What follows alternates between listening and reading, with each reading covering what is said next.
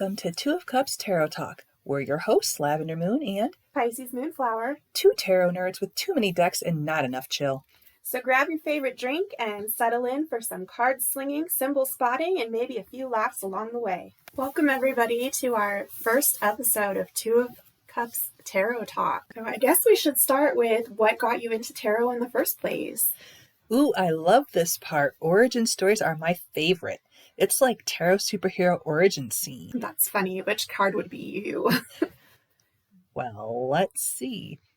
I am a Scorpio, and Scorpio is the death card, so I can definitely be the death card, and I transform my life all the time. It changes left and right all the time. But what got me into tarot for sure was in high school, I had a Halloween party, mostly so I could invite my crush over to my house, but that's a different story altogether. But my friend at the time had tarot cards, and she was a fortune teller at my Halloween party, and I thought, wow, that is really cool.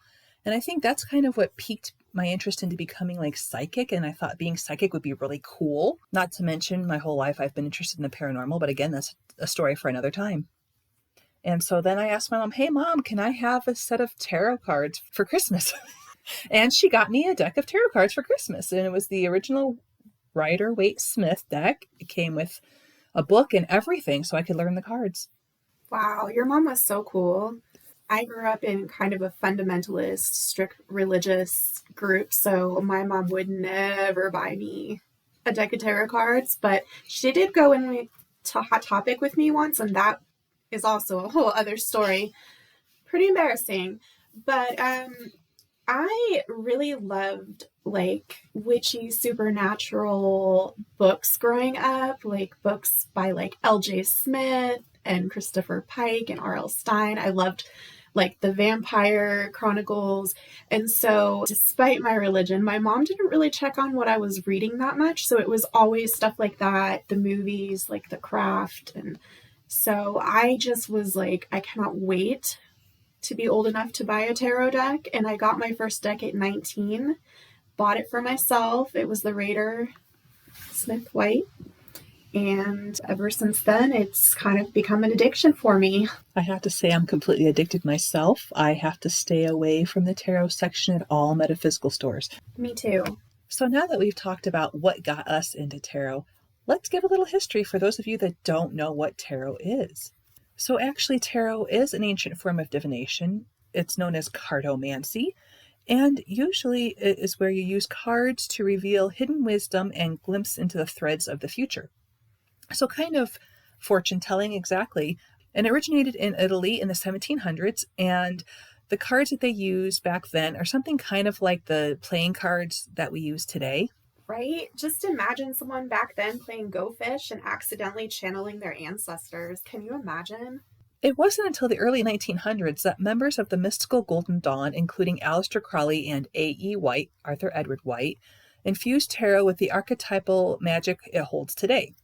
Waite, alongside artist Pamela Colman Smith, created the iconic Rider-Waite-Smith deck, the most commonly used version of that many modern decks are now based upon. Shout out to Pamela Colman Smith. Woot woot. Seriously, can we talk about how underappreciated she was for like ever? And typically a tarot deck has 78 cards. They're divided into two realms, the 22 major arcana, which reveal long-term influences and life shifts. And then there are 56 minor arcana cards that represent your daily twists and turns of your lives. So basically, like the major arcana is the big cosmic plot twists, and the minor are like your everyday Netflix drama. And additionally, many of the major arcana cards correspond to a zodiac sign, like I mentioned at the beginning of this podcast. There are also a story within the major arcana entitled The Fool's Journey, and we'll explore that in a different episode. And no, not that kind of fool. This one's actually kind of wise in his own chaotic way. Also, the minor arcana come in 4 suits. There's pentacles, swords, wands, and cups, each filled with stories and symbols that carry messages unique to each reading. Within each suit, there is a set of court cards, king, queen, a knight or prince, and a page or princess. The court cards are an animal of their own, as they can be quite tricky to read. Honestly, court cards are like trying to decode a group text where everyone is being super vague. Hear, hear. Each court card has a general meaning and can also represent an archetype. In addition, each knight, queen, and king can represent a zodiac sign. Throughout this series, we're going to do a deep dive into each of these cards and get into more information as to their archetype, their meanings, their symbology, their zodiac signs, as Lavender Moon mentioned. Now let's get into some myths and misconceptions that people have about tarot. So the first myth that is widely spread throughout, especially the mystical community, is that your tarot deck must be gifted to you. This is not true. You could tell from our stories earlier, Lavender Moon was gifted her first deck. I purchased my own. It works regardless. You know, my first deck worked for me just the same as Lavender Moon's first deck worked for her. I get the messages I need to receive the same as she does. So get out there and find a deck you like. Find a deck whose symbology and pictures and colors speak to you. Although, if you're a beginner, I don't recommend fancy decks that have extra cards and weird layouts. Start with something that is based on the Rider-Waite until you get more confident, because personally, at my level of reading, I get confused with some of these more advanced decks with all the extra cards and special layouts. Like one in particular was a really beautiful chakra tarot deck, and it had so many extra things, and it was a lot. So find something that speaks to you, learn the basics first, and have fun. That's the most important part. And don't forget, this could be a total treat yourself moment from Barnes & Noble. Yeah, for sure. So the second myth that's out there, and a lot of people have this myth or believe it, is that tarot is evil.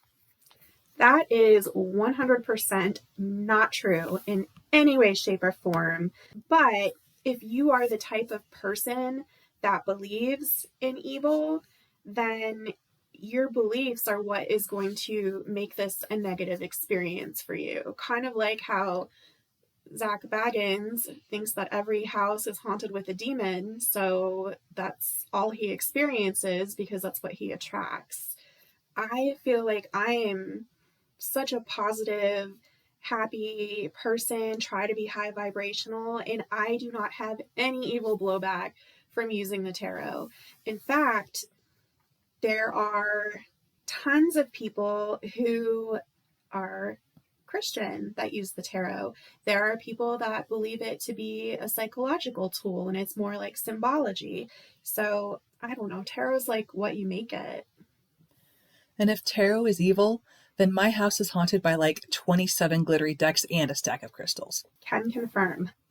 So this next myth actually came from a guest at one of the psychic fairs that I attend and do tarot readings at, and they asked if some decks are jealous of other decks. So I can't personally say that any of my decks are jealous of other decks.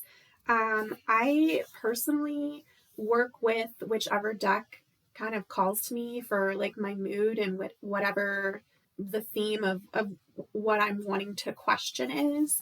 I have like a main one that I'm drawn to the most, but I do have other decks, and just depending on my mood and the season, I work with more. You can do a introduction reading, and you can ask your deck like what kind of readings it likes to do and things like that. But I have never heard of the jealousy thing until Lavender Moon told me about her experience.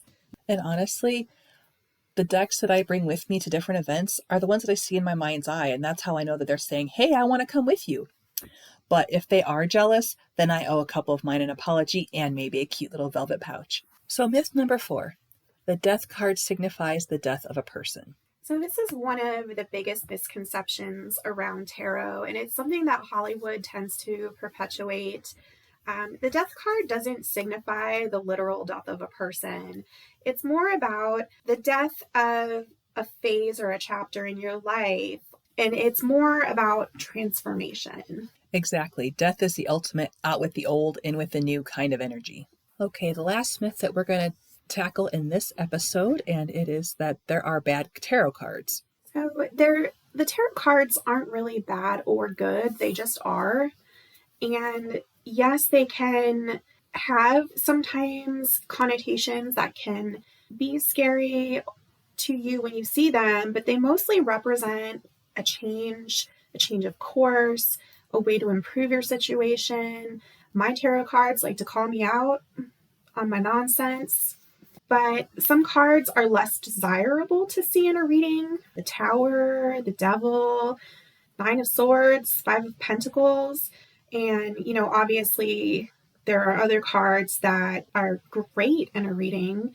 Two of Cups, wink, wink.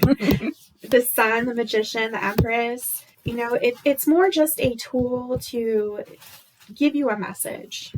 Okay, but real talk. If the Tower shows up, I'm not freaking out. I'm just cautiously side-eyeing my entire life.